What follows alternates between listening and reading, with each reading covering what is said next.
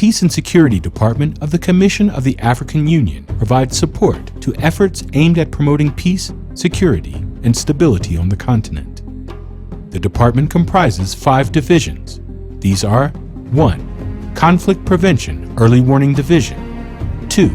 Crisis Management, Post-Conflict Reconstruction and Development Division, 3. The Peace Support Operations Division, 4. The Defense and Security Division, and 5. The Peace and Security Council Secretariat.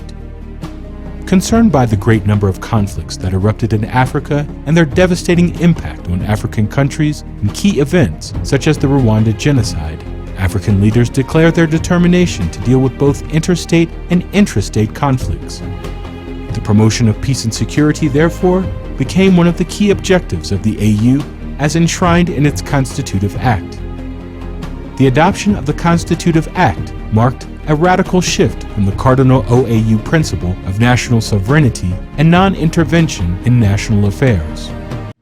Although the Constitutive Act upholds the principle of non-interference, it also reserves the right of the Union to intervene in a member state in respect of grave circumstances, namely war crimes, genocide, and crimes against humanity.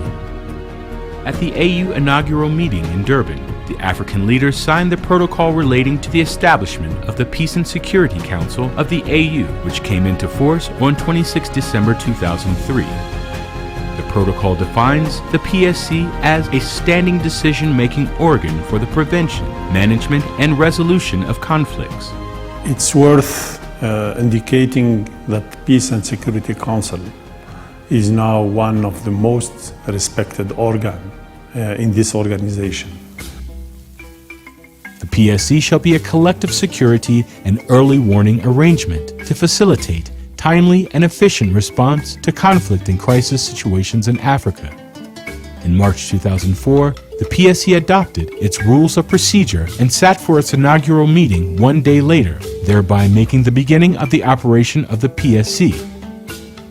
Indeed, 2 months later, the PSC was solemnly launched at the level of heads of state and government on 25 May 2004. Studies were conducted throughout the 1990s to see how Africa could be better equipped with a more robust peace and security organ. During those studies, but also beyond the studies, there were meetings of member states to debate on this matter. That was the framework within which the African Peace and Security Architecture was conceived and developed. The African Peace and Security Architecture is Africa's homegrown, home-conceived, home-developed blueprint for promoting a durable peace in the continent. And the centerpiece of the African Peace and Security Architecture is the Peace and Security Council itself. The Peace and Security Council serves as the standing decision-making organ of the African Union. We think it is a very common platform of the African Union to drive the agenda for silencing the guns by 2020, by promoting good governance, democracy on our continent. And we believe that the Council is doing a very strategic job in promoting peace and security on our continent. The protocol also stipulates that the Peace and Security Council shall be supported by the Commission, a panel of the wise, a continental early warning system, an African standby force, and a special fund. The Peace and Security Council of the African Union is composed of 15 member states. All are elected by the AU Executive Council on regional basis and endorsed by the Assembly at its next session. 5 of which are meant to serve for a 3-year term, and the other 10 are supposed to serve for 2-year term. Every month there is one member state which chairs the council, and they rotate according to the English alphabetical order of the names of the member states. Members are elected according to the principle of equitable regional representation and national rotation. National rotation is agreed within the regional groups.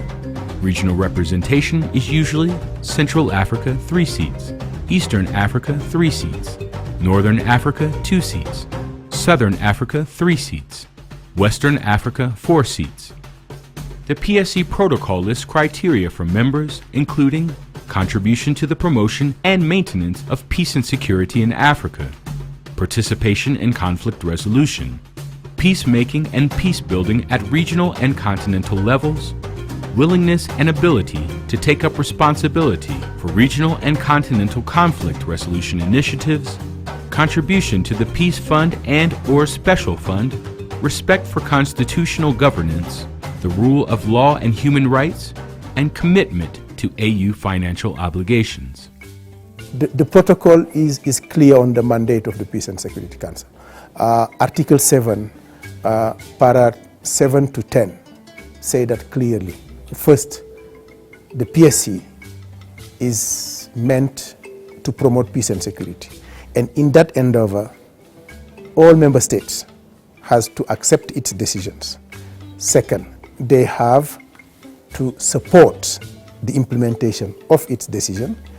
And by accepting and signing, ratifying the protocol, they accept that the PSC is acting on their behalf.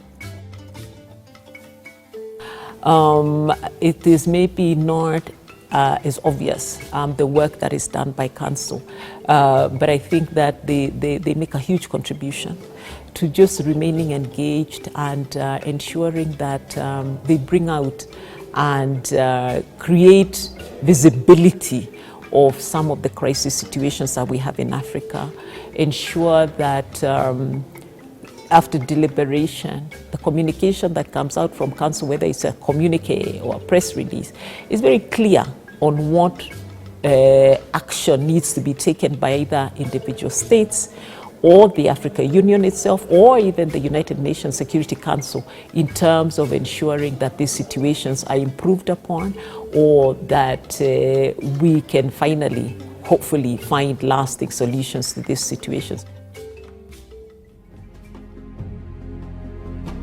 In terms of the protocol relating to the establishment of the Peace and Security Council of the African Union, the Peace and Security Council has 3 types of meetings. The first type of the meetings of the Council are the permanent representatives level, which is what we have almost on a monthly or weekly basis. After which we have at the next level, the ministerial level meetings. After that, we have the summit level meetings. Peace and Security Council has, I can say, mainly 2 types of meetings. We have those, we call them closed sessions, and we have those when we call open sessions. In the closed session, we normally have the discussion confined only to the 15 members of the Peace and Security Council and the invited guests who are relevant to such kind of a meeting. And the second type of meeting, I said, is open session. These are normal based on thematic issues where they invite all the institutions involved, all the stakeholders, the civil society organizations, all 55 members of the African Union, European Union, partners, all those concerned or interested in the subject are invited. Any AU member state invited to participate in the discussions of the Council may submit, through a member of the Council, proposals and proposed draft decisions for consideration.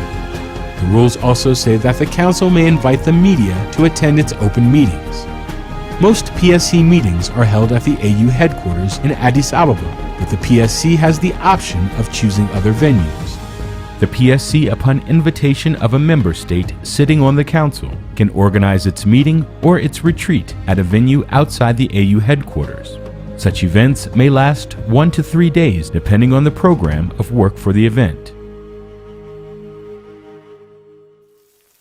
The Peace and Security Council agenda is based on the assessment of ongoing conflict and crisis situations, and the assessment can be initiated by any member or by the Commissioner for Peace and Security in consultations with the chairperson. According to the PSC Rule of Procedure, the inclusion of any item in the provisional agenda may not be opposed by a member state. The PSC chairperson is mandated to draft a provisional program of work and the agenda based on the assessment of ongoing conflict and crisis situations. one of the most important areas we deal with is crisis situations in the continent. We know the various challenges that we have in the continent, whether it is in South Sudan, Somalia, the Sahel, the DR Congo, Central African Republic. So those are areas that the Council remains engaged throughout, just to ensure that we are receiving briefings regularly, and Council ensuring that after deliberating and critically looking at the briefing, we're able to come up with recommendations or pronounce ourselves on certain issues in that specific area. We also, of course, engage with other issues such as elections in the continent, because elections do tend to be a source of conflict in countries. So we engage on what's happening as far as elections are concerned in the continent, bearing in mind that really elections should be the bedrock of good governance and peace and stability, but in so many situations that may not be the case. We look at other issues such as, of course, terrorism, which has become a big issue in Africa and a huge concern. So that is something that we also engage with. 15 countries decide together to implement a roadmap to combat terrorism in Africa. I think it's a very important outcome, and many issues we're going to see. The communique that emanated from this meeting is going to work to serve as a roadmap for the future, and I think this roadmap is shared by all the African countries. So we're going to work together in a holistic approach, and we're going to combat terrorism together all over Africa.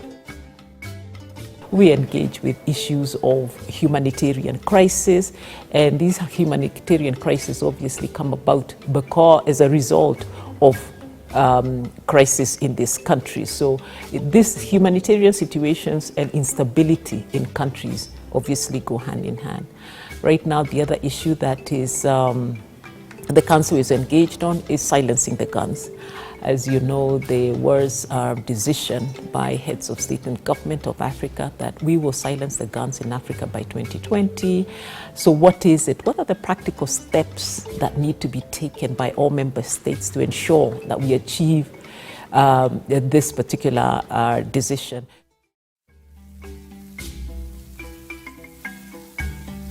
The Peace and Security Department is the main arm of the AU Commission in the advancement or the operationalization of the African peace and security architecture. And in doing so, the Peace and Security Department works very closely with the sister department, the Political Affairs Department. The Peace and Security Department also works with the regional economic communities and regional mechanisms, which are an integral part of the African peace and security architecture. The Peace and Security Department is the first entity online in the AU Commission to provide administrative, technical, operational, and intellectual support to the Peace and Security Council. We have desk officers who are following various crises and conflict situations, and they work in liaison with our field missions. Most of these are headed by the special representative of the chairperson of the commission. These desk officers are at the basis of the capacity of the Peace and Security Department to develop reports on crisis and conflicts, which reports will be submitted to the Peace and Security Council to inform its meetings and its deliberations. The PSC Secretariat provides the operational and administrative support required by the Peace and Security Council to enable it and its subsidiary bodies to perform their functions effectively. The Secretariat sits with the AU Commission's Peace and Security Department. Within the Department of Peace, for Peace and Security, there is a Secretariat dedicated specifically to service the Peace and Security Council. The mandate of the Peace and Security Council Secretariat emanates in the Article 10, Sub-Article 4 of the Peace and Security Council Protocol, which established the Secretariat to support the activities of the Peace and Security Council. The Secretariat acts as the builder and custodian of the institutional memory on the work of the PSC and facilitates its interaction with other organizations, institutions on issues of peace and security. In the area of peace and security, the African Union and United Nations have a shared interest in strengthening mechanisms to diffuse conflicts before they escalate and to manage them effectively when they occur. Enhancing African capacities is essentially both in the context of the UN's collective response to international peace and security challenges, as well as for the self-reliance of the African continent. The UN Security Council remains the ultimate authority under international law. The AU has pressed for reform of the UN and for greater recognition of its own authority. The 2005 Isle-Winnie Consensus recognizes that the AUPSC and REX RMs should be able to authorize intervention with the approval of UNSC, but occasionally even more rapidly, anticipating after-the-fact approval.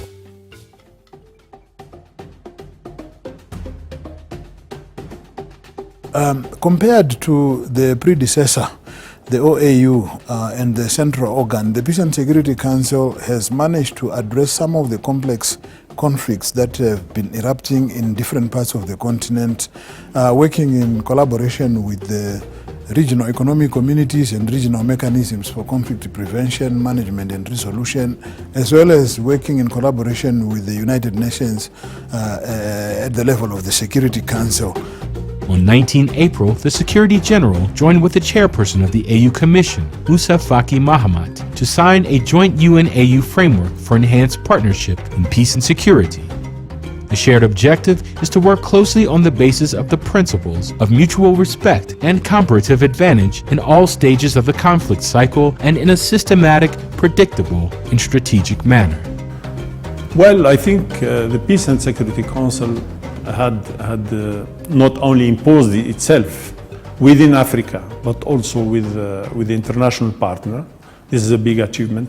Secondly, now they are undertaking field missions on the ground to be better informed. So now the reports are even more accurate and more action-oriented. The Peace and Security Council also has promoted a better protection of women in conflicts, a better protection of youth in conflicts, including liberating those children who have been taken as child soldiers. I mean, they have also promoted the interaction with civil society organizations. 2004, when the PSC started implementing its mandate, there were about 28 conflicts in different parts of Africa at that time. Then the PSC embarked on implementing its mandate, and from 2004 to about 2009, Africa was happy because we saw a drastic reduction of conflicts from the then 28 in different parts of our continent down to about 6 conflicts in 2009. So on your own, if you can look at that period, 2004 to 2009, you can see that there was a huge success story by the Peace and Security Council. It came as a newly born organ and it took its mandate very seriously, very robustly. You know, we have an African Union mission in Somalia, AMISOM. When it was deployed in 2007, the situation was completely different from what it is today. This is not to say Al-Shabaab has already been defeated, but to say that the fighting capacity of Al-Shabaab, as we speak today, has been significantly degraded. Significant portions of the Somali territory have already been liberated from Al-Shabaab.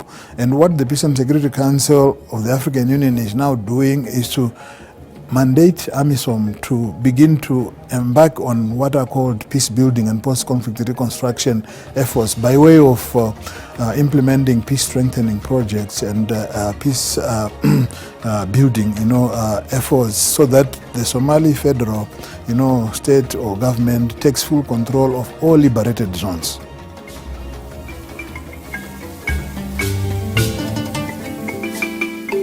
And of course, talking about the challenges, some of the challenges relate to funding, others relate to the mere fact that not all member states of the Union have signed and ratified the PSC protocol itself, which again makes them less bound by the provisions of the protocol.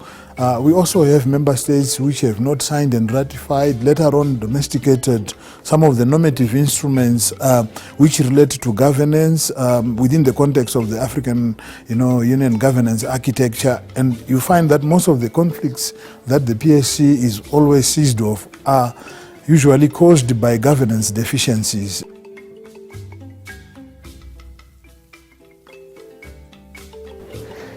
Yes, I think the Council continues to play a leadership role in promoting peace and security on the continent.